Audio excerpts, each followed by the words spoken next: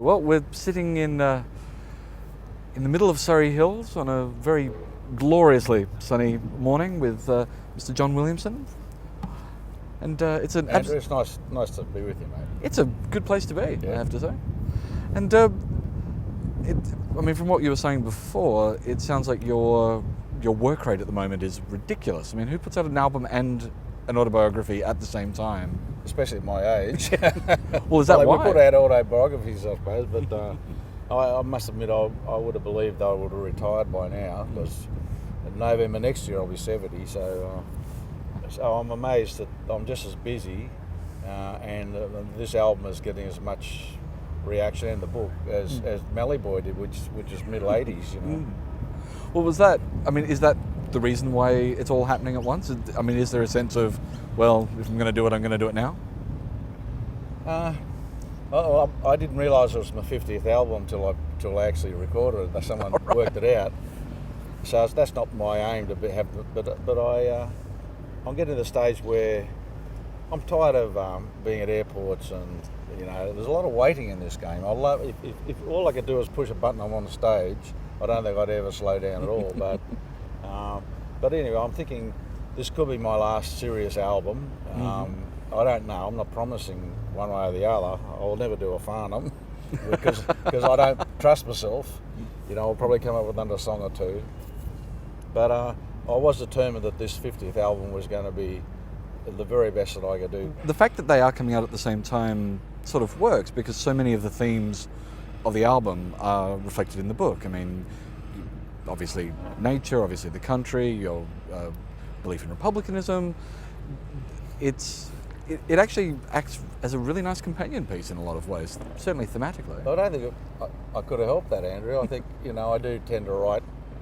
I mean, the whole book, my whole life has been about loving Australia, really, and loving being an Australian. And every album's the same. I never stop being angry about not having our head of state, so that'll always be there.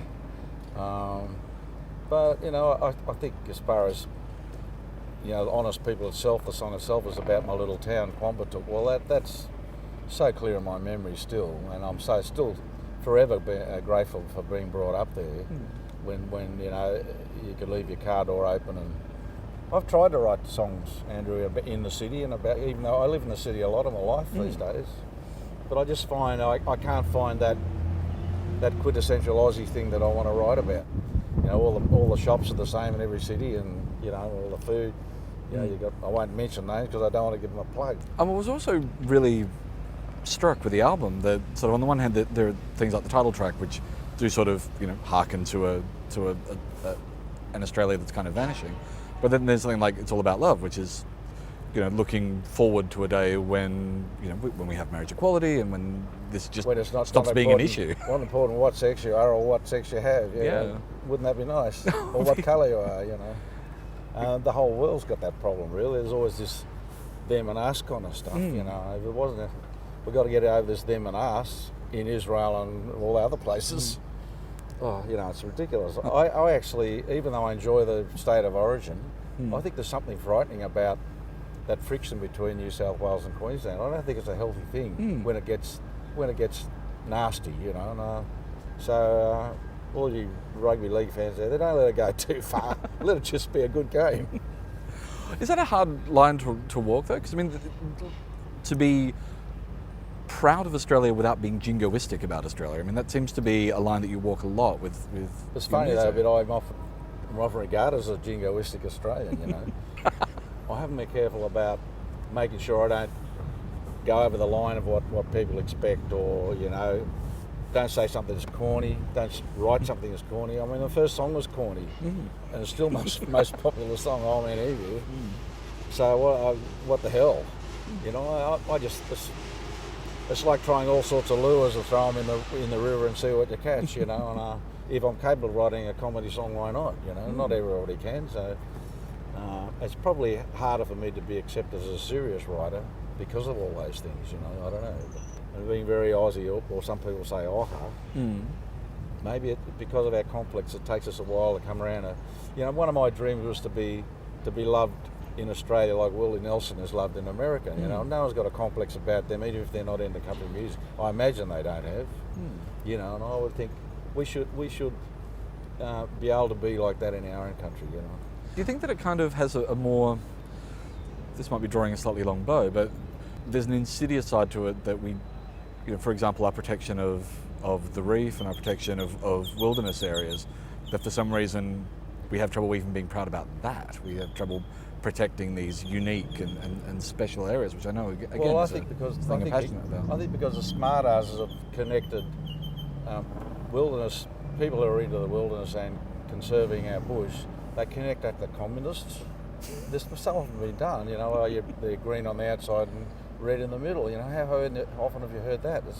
It's a terrible thing. I think still in areas in Australia, they might tell you that I'm on your side, mate, but don't tell anybody. You know, it's like I don't want to be called green.